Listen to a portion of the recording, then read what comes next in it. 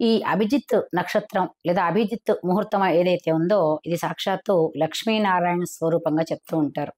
ఎందుకంటే శ్రవణ నక్షత్రం అనబడేటువంటిది నారాయణ స్వరూపం అయితే ఉత్తరాషాఢ నక్షత్రం అనేటువంటిది లక్ష్మీ స్వరూపం.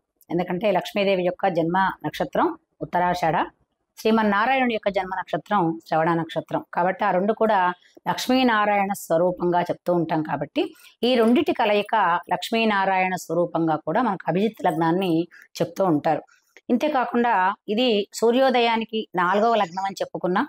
ఇంకా మనకి ఇప్పటికీ కూడా గ్రామాలలో ఏం చేస్తారంటే ఒక గడ్డ పలుగుని భూమిలో పాతేసి ఆ గడ్డ పలుగు నీడ కనిపించకుండా ఉండేటువంటి ముహూర్తాన్ని అభిజిత్ లగ్నం అనేటువంటిది, అంటే కొంచెం మన భాషలో చెప్పాలంటే మొరటుగా వాళ్ళు అయినప్పటికీ కూడా కాలాన్ని అలా గుర్తించేటువంటి సంఖ్యామానం కూడా మనకు పూర్వకాలంలో కనపడుతూ ఉంటుంది.